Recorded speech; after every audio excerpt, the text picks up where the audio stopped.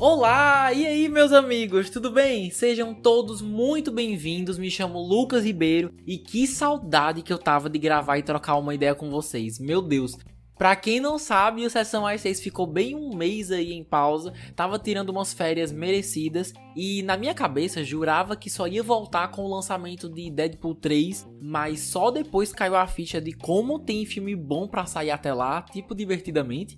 Aí pensei, não, tenho que voltar a gravar antes disso, porque de jeito nenhum que vou deixar de comentar com vocês sobre esse super lançamento da Disney Pixar. E hoje a gente vai bater um papo bem completo sobre esse filme, né, no caso Divertidamente 2, se tá à altura do primeiro, se é de fato uma continuação necessária, se ainda consegue apelar para todas as idades, principalmente adultos, cenas pós-créditos, Oscar, bastante coisa.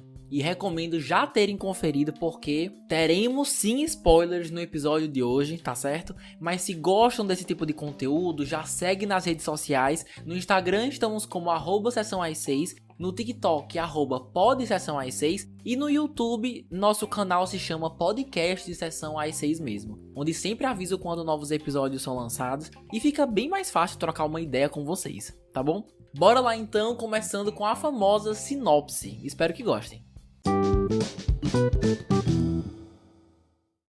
Com um salto no tempo, Riley se encontra mais velha, passando pela tão temida adolescência. Junto com o amadurecimento, a sala de controle está passando por mudanças para dar lugar a algo totalmente inesperado: novas emoções.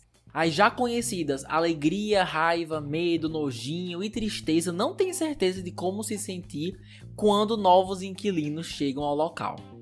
É dirigido por Kelsey Mann, que já dirigiu uns curtas animados aqui e ali, mas filme longa-metragem mesmo, esse é o único que eu encontrei dele. Se de fato for o primeiro, pra ser logo Divertidamente 2, coragem, viu? Dele por ter assumido essa responsabilidade e da Disney por ter confiado essa responsabilidade nele, né?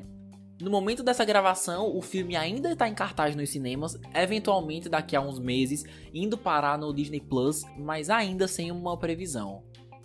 Bom, vamos lá, né? Eu simplesmente amo o primeiro filme, que saiu em 2015. Vocês acreditam que faz 9 anos que saiu o primeiro Divertidamente? Gente, pra mim 2015 foi semana passada, sério mesmo. É um filme que tem um carinho muito grande, já reassisti várias vezes, choro sempre nas mesmas cenas e até falei sobre ele no podcast Vice uns anos atrás. Podia escolher qualquer filme que eu quisesse e eu escolhi esse. Saudades, meus amigos do Vice, inclusive. Mas a notícia de uma continuação me deixou super feliz, porque significaria voltar para essa realidade maravilhosa, mas também um pouquinho preocupado, porque a história já termina super redondinha, né? Bem completa, com praticamente nenhum gancho que peça uma continuação. Então, se for mal feito, esse segundo pode diluir o interesse das pessoas e deixar todo mundo decepcionado ou simplesmente menos interessado, justamente pelas expectativas serem tão grandes, pelo primeiro ser tão querido e amado, né?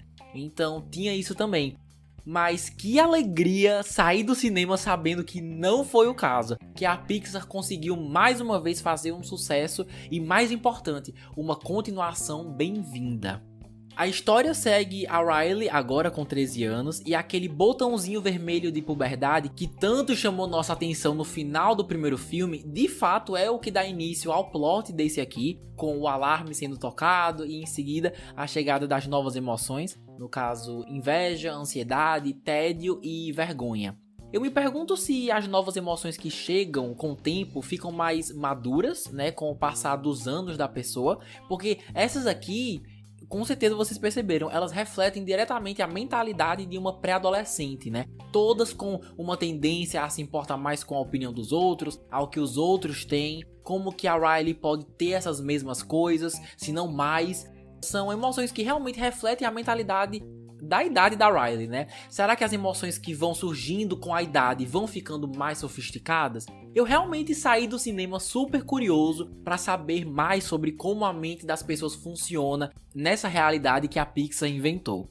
Eu ia deixar pra falar mais no final, mas eu já adianto que se eles souberem manter esse padrão de qualidade, trazendo histórias sofisticadas que justifiquem mais filmes, eu super assistiria mais continuações de Divertidamente.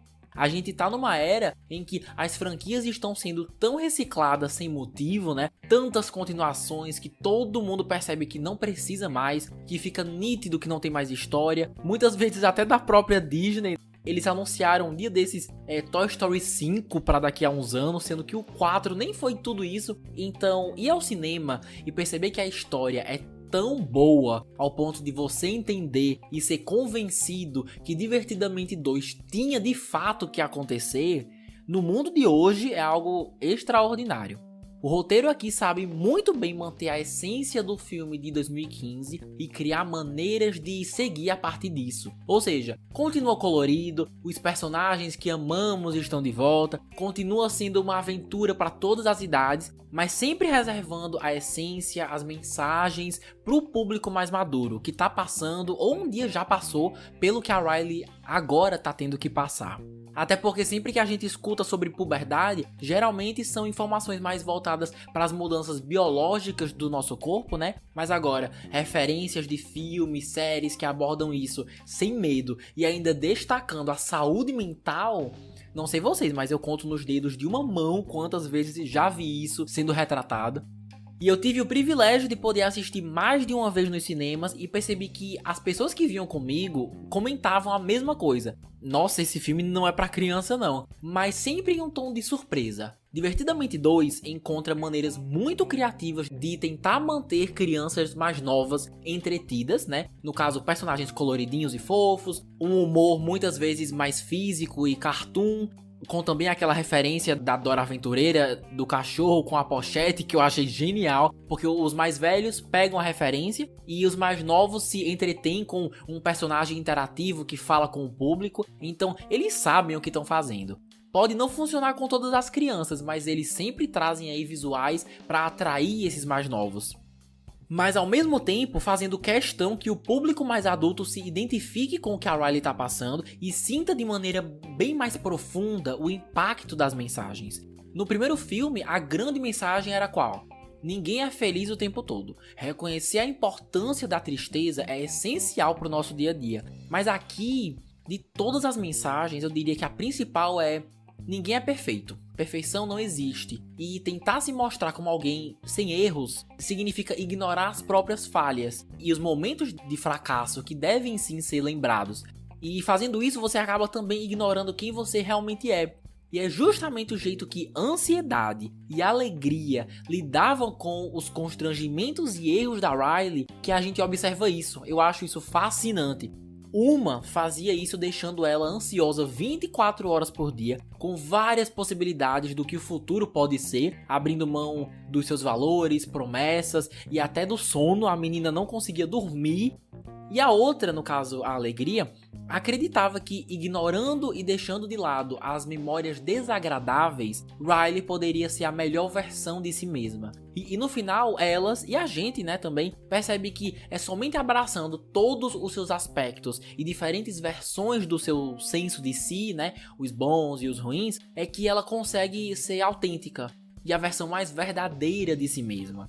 Algo que vale pra todo mundo, mas principalmente os mais velhos, eu diria. E esse é o tipo de complexidade que mais os adultos vão entender mesmo qual é a proposta do filme. E que bom, né? E ainda tem gente que diz que animação é coisa de criança. O bom é assim, os pais levam os filhos pra ver o filme e eles mesmos saem com uma crise existencial, né? Filme bom pra mim só presta assim mesmo.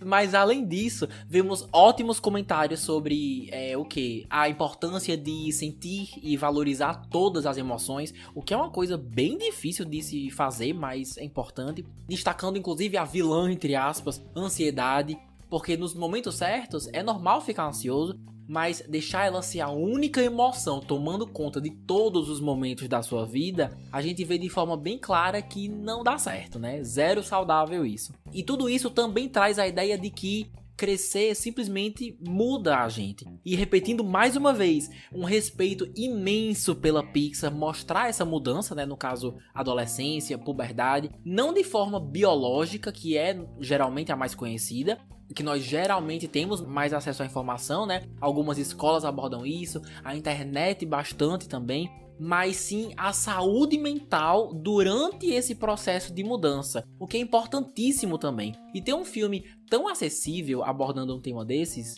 olha, parabéns, viu? Parabéns. Sobre a aventura em si, meu maior receio era que fosse a mesma coisa que o primeiro. Riley tentando passar por alguma mudança em sua vida, ao mesmo tempo que a alegria aprende a lidar com uma nova emoção que ela não vai muito com a cara. E meu medo era que ficasse só por isso mesmo. E assim, tem elementos do primeiro, sim, há semelhanças, mas isso não precisa ser algo ruim. Foi o que eu falei no início. Sabendo o que trazer do primeiro, mas construir uma nova história a partir daí, não vejo problema algum. Alguns pontos excelentes que foram os meus preferidos e vale a pena trazer aqui são quais? Primeiro, eu amei que dessa vez finalmente podemos passar mais tempo com os personagens juntos. No primeiro é mais a alegria e a tristeza de um lado e do outro raiva, medo e nojinho. Dessa vez a gente realmente tem o filme inteiro com as emoções principais, tendo mais interações, desenvolvendo mais laços, e era tudo que eu queria ver. E isso rendeu ótimas interações, inclusive. Por exemplo, alegria e raiva foram uma dupla que eu jamais ia adivinhar que iam ter uma conexão, mas que quando vi ali na hora achei incrível. Ela ali mais pro meio do filme dando uma leve surtada, ele também dando ideias, não deixando a alegria sobrecarregada, foi tudo de bom esses dois.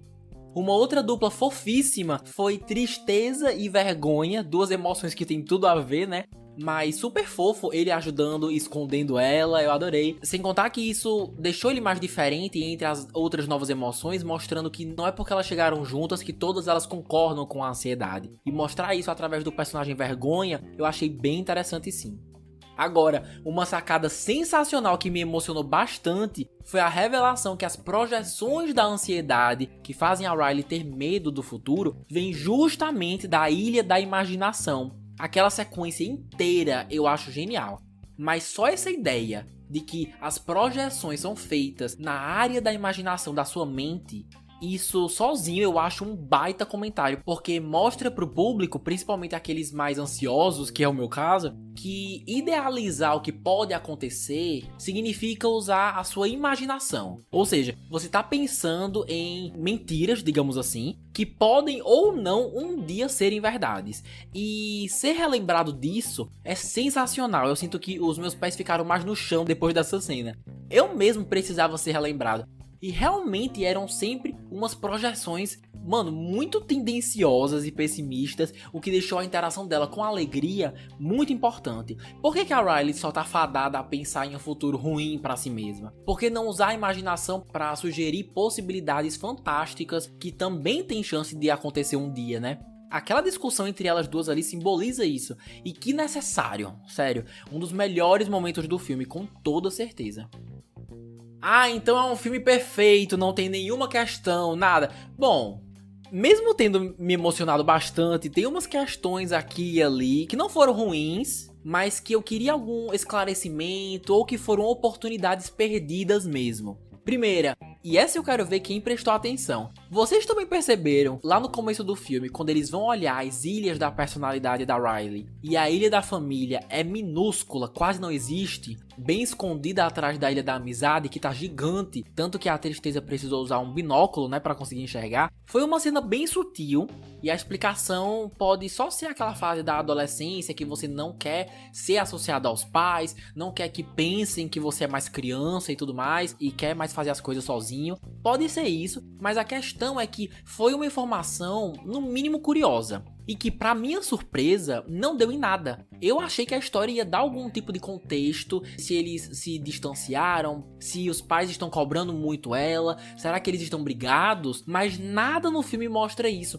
Eu só consigo pensar mesmo nessa coisa, de você deixar os pais de escanteio e achar que já é um adulto feito, que sabe alguma coisa, que acontece com muitos adolescentes, né? Mas eu queria um contexto mesmo, vindo do próprio filme. Uma outra coisa que chamou a atenção de muita gente, inclusive a minha, logo no primeiro e que se repete aqui, é que quando entramos na mente dos pais, a tristeza é a emoção que lidera a mãe. E a raiva é a que lidera o pai. E muita gente achou engraçado e tal, ou não deu muita bola, mas eu tenho, juro pra vocês, tanta curiosidade pra saber o porquê disso. Certeza que a Pixar, assim, nunca vai explorar isso ou dar algum tipo de contexto. Isso eu já aceitei, mas isso me trazia, ainda traz, não sei vocês, muitas perguntas. Por exemplo, se um casal que aparenta ser bem resolvido, né, é composto predominantemente de raiva e tristeza, o que isso diz do casamento deles, né? Eu fico me perguntando. Ou então será que eles sempre foram assim, até mesmo antes de se conhecerem? Ou isso mudou depois que se casaram? Não sei, eu sei que sempre que eu vejo isso eu fico meio mal por eles, né? Como se fossem infelizes, ou sei lá. Mas eu sei que a protagonista é a Riley, né? E não seus pais. Então dificilmente vamos ter respostas para essas perguntas. E sei que muitos de vocês não estão nem aí para isso, mas eu queria muito saber, não vou mentir. Agora, uma oportunidade perdida que eu vi uma galera comentando e que vale a pena trazer aqui é que ansiedade, na realidade, é uma extensão do medo. São emoções diretamente relacionadas, mas a história não dá espaço nenhum para que isso seja abordado, né? Tanto que, como eu falei, ansiedade e alegria é que acabaram sendo mais parecidas por achar o que é melhor pra Riley. Elas sim, no final das contas, têm umas coisas em comum, mas ansiedade e medo, quem vê esse filme não adivinha nunca, porque eles mal conversam entre si. Se o medo tivesse só um pouquinho mais de destaque, talvez alguma conexão pudesse ser criada e isso fosse diferente. E eu ia gostar de ver isso, sendo bem sincero. Mas, ou seja, todos esses pontos que eu falei agora, não que eles deixam a experiência ruim, ou que me fazem gostar menos de Divertidamente 2, mas que, se fossem acrescentados, teriam deixado pelo menos a minha experiência ainda mais incrível e emocionante, sabe? Mas, independente da história, uma coisa a gente não pode negar. A qualidade da animação continua excelente e até mais diversa. O roteiro dá diversas oportunidades para diferentes estilos e técnicas de animação sejam incluídos nessa continuação. Tipo quando a Alegria vai explicar o plano para voltar para a sala de comando, aí aparece ali um stop motion 2D com uma vibe recorte e colagem. Ou então quando eles estão presos naquele cofre e conhecemos aquele cachorro com a pochete e aquele avatar 2D do videogame, né? Aquele guerreiro com a espada, com os pixels todos à mostra, né? Todos com técnicas e abordagens intencionalmente diferentes do estilo padrão.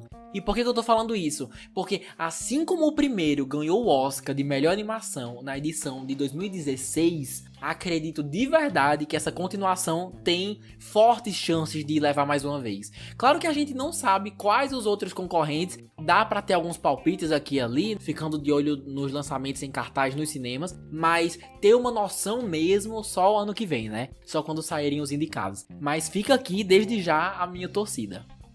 Ei, mas antes de continuar, eu preciso compartilhar com vocês uma curiosidade que eu fiquei sabendo dos bastidores desse filme, que imediatamente eu pensei, meu Deus, eu preciso salvar essa informação para trazer pro podcast. Vocês sabiam que durante os períodos de produção, enquanto o filme estava sendo animado mesmo, de 4 em 4 meses, a Pixar trazia um grupo de garotas adolescentes para assistir trechos e rascunhos do filme para depois darem feedbacks sobre as emoções da Riley?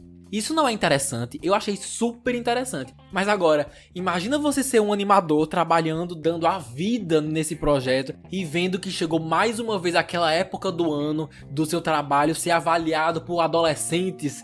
Mano, adolescentes podem ser tão malvados às vezes, né? Eu ia ficar, meu Deus, lá vem elas de novo. Peguem leve aí, pessoal, pelo amor de Deus. Vamos dar um feedback com muito carinho, tá bom?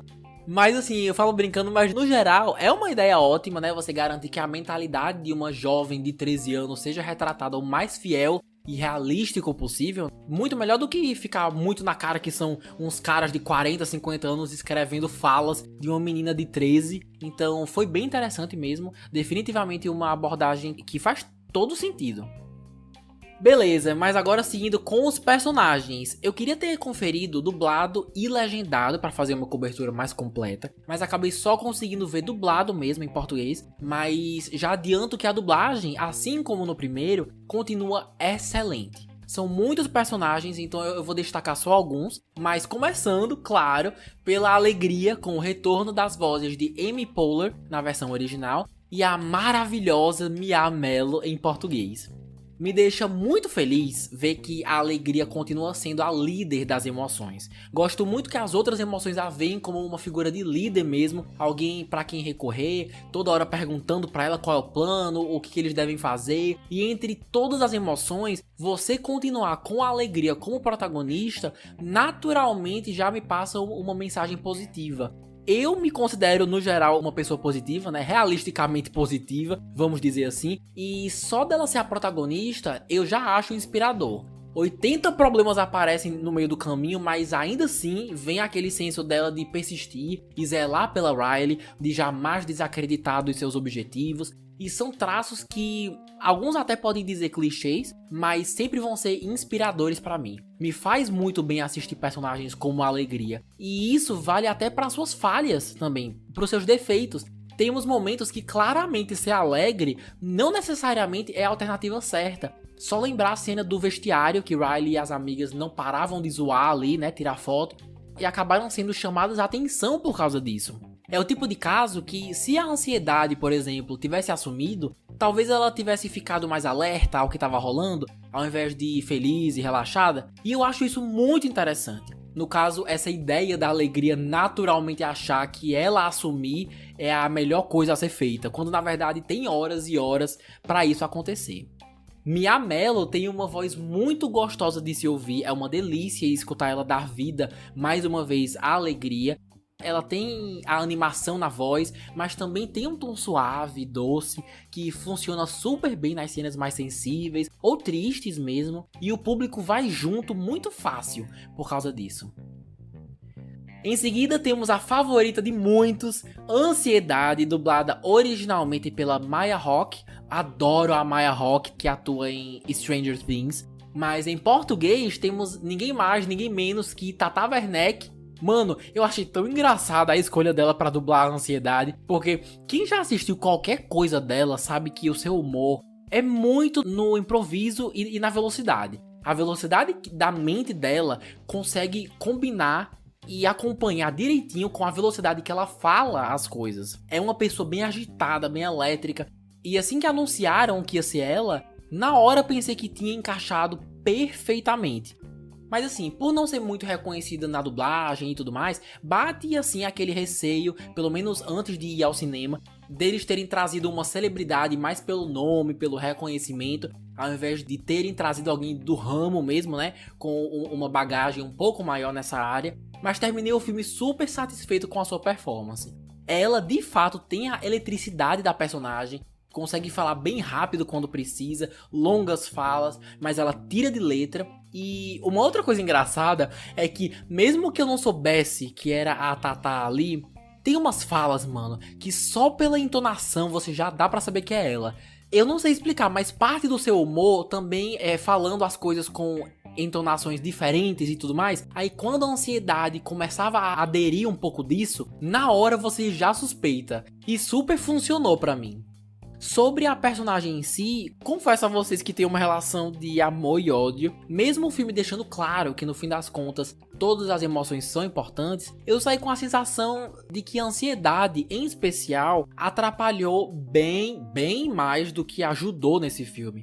Eu sei que parte disso é intencional, para você reforçar as mensagens do filme, mas para deixar essa mensagem ainda mais clara de que ela é essencial na dosagem certa, eu traria mais situações em que sua presença seria bem-vinda e saudável. Porque, não sei vocês, mas assim, eu não esqueci tão fácil as cagadas dela como a Alegria esqueceu não, né? Mano, ela colocou eles num pote pra serem esquecidos num cofre. Imagina esquecer como sentir alegria.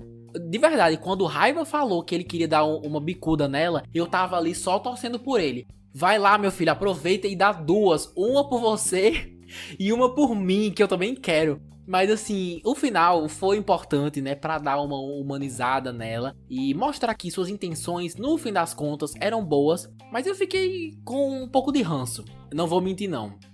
Mas assim, não nego que é uma personagem fascinante, super complexa, com um design visual ótimo e escrita de forma que todo mundo em algum nível, né, consegue se identificar.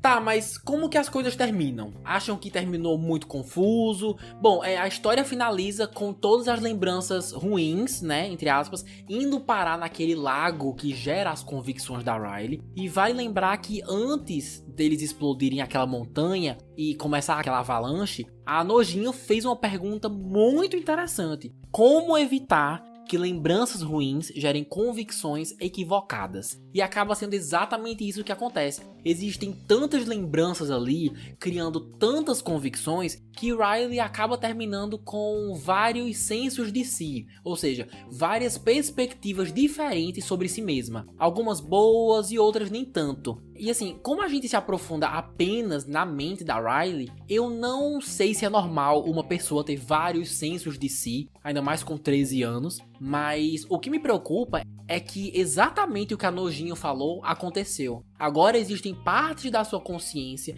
que acreditam em opiniões equivocadas sobre ela mesma, que não é boa o suficiente, que não é uma boa amiga, que precisa fingir as coisas para ser aceita, que não é uma boa pessoa. E como o próprio filme admitiu que são convicções equivocadas, eu acho que essa menina tá prontíssima para fazer terapia.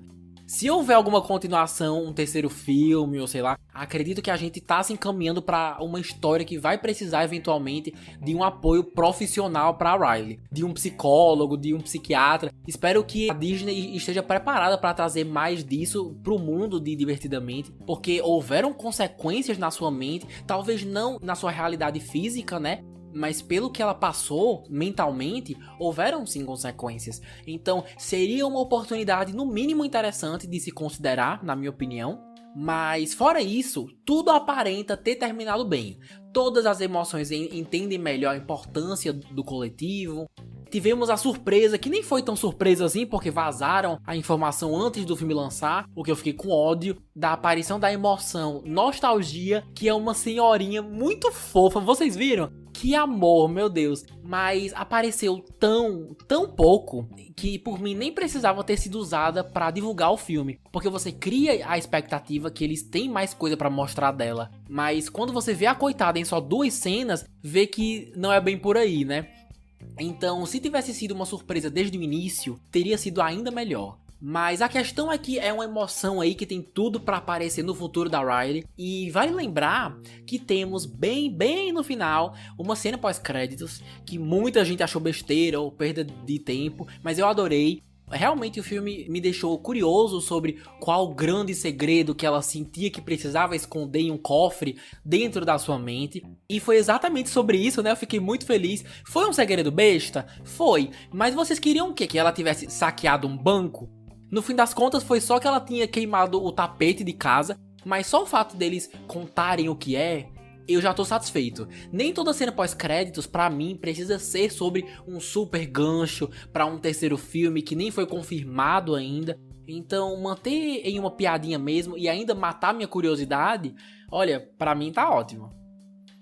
Seguindo pro orçamento e a bilheteria, de acordo com os sites Wikipedia e Box Office Mojo, essa continuação custou por volta aí de 200 milhões de dólares, bastante dinheiro, mas mesmo com 2 semanas em cartaz, tá fazendo um sucesso maravilhoso. Até o momento dessa gravação, mano, o filme já arrecadou uma bilheteria de mais de 840 milhões de dólares, que é praticamente a bilheteria do primeiro. Ou seja, eles já alcançaram a bilheteria do primeiro em apenas 2 semanas. E como segue super forte aí nos cinemas do mundo todo, tem tudo para nos próximos dias atingir a marca de 1 bilhão de dólares. Detalhe que o filme já é a maior bilheteria do ano de 2024, até agora, né? Mas, assim, digam o que quiserem, mas é uma super vitória pra Disney, que todos os dias tá sendo criticada por um lançamento de uma franquia diferente, né? É uma série de Star Wars aqui, é um novo filme da Marvel ali, até os próprios filmes da Pixar, tem gente até hoje caindo em cima. Então, você ter um filmão desses fazendo sucesso é uma coisa maravilhosa pro estúdio. E podem apostar que daqui pra frente a Disney vai priorizar animações desse jeito, né? Continuações de franquias do que filmes originais. Tô falando de quê? Moana 2, que vai sair ainda esse ano, né? Tô bem animado, inclusive. Mufasa, uma prequel, né? Do Rei Leão, ou seja, é um filme sobre uma história que aconteceu antes do Rei Leão, que vai sair ainda esse ano também. Zootopia 2 em 2025. Toy Story 5, como eu falei, para 2026. Ah, Lucas, mas eu prefiro histórias originais. Olha, a Disney tentou priorizar isso por uns anos e começaram a odiar gratuitamente os filmes aí nada a ver. Tivemos Red, Luca, Elementos e uma galera dizendo que não podia se importar menos com esses filmes. Ah, que a Pixar não é a mesma coisa, tudo mudou, acabaram com a minha infância. Pois então pronto, agora sua infância tá vivíssima com mais 80 filmes de Toy Story, beleza? E são essas coisas que me fazem entender a Disney em querer fazer continuações. Não só pela grana, né, claro, mas também só estão tentando entender o que o público quer, né? E Divertidamente 2, prestes a atingir 1 bilhão, só prova ainda mais isso. Se vai funcionar a longo prazo ou não, aí a gente vai ter que esperar pra ver. Mas adianto também que uma série spin-off de Divertidamente já foi confirmada pro Disney Plus sobre aquele departamento de produção dos sonhos da Riley, né, que a gente viu no primeiro filme. Parece interessante, consigo me imaginar facilmente assistindo isso, então espero que também seja um sucesso. Mas pessoal, no geral, Divertidamente 2 é um filme bem família, com uma história tão interessante que consegue apelar para várias pessoas. Aqueles que se apaixonaram pelo primeiro e querem mais, aqueles que nunca nem viram o primeiro e só querem levar a família para curtir o final de semana no cinema sem compromisso, grupos de amigos, psicólogos, pessoas ansiosas no geral. A narrativa realmente deixa bem ampla o público que vai curtir essa experiência. Até agora, né, com certeza diria que é um dos pontos altos de 2024, e meu lado fãzinho da Pixar tá super feliz com o sucesso de bilheteria, e se Deus quiser, o sucesso na época de premiações ano que vem também. Claro que já sou um adulto e tudo mais, mas essa continuação me parece o tipo de filme que quando você assiste na infância tem uma certa perspectiva e quando revê anos depois, já mais maduro, consegue ter uma outra visão da mesma história. Uma visão, no caso, ainda mais completa, porque é um filme com muitas camadas, né? E dependendo da sua relação com suas emoções, é que você vai sentindo o impacto da história de uma forma diferente. Se tudo isso que foi dito hoje não é o suficiente para você conferir o filme o quanto antes, eu não sei o que é. Mas assim, se você já viu, eu queria saber, também amaram o filme tanto quanto eu, ou esperavam mais? Vocês choraram? Olha, se até a ansiedade derramou uma lágrima ali no meio do filme, quem sou eu, né, na fila do pão pra dizer que não chorei?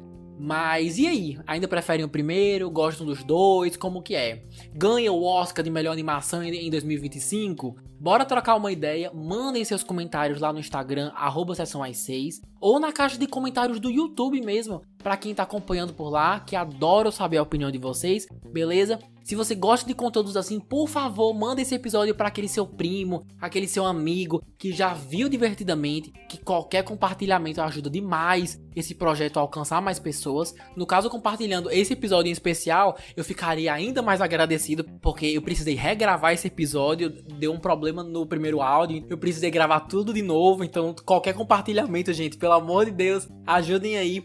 Mas assim, meus queridos, vamos ficando por aqui, tá bom? Nosso próximo encontro é daqui a 15 dias com o lançamento de um outro filme que tô bem animado pra assistir. Acabou de entrar em cartaz. Dessa vez é um suspense, quero ver quem adivinha. Mas muito obrigado aos que escutaram até o final, de verdade. Espero me encontrar com vocês no próximo episódio. Um beijo enorme e até mais.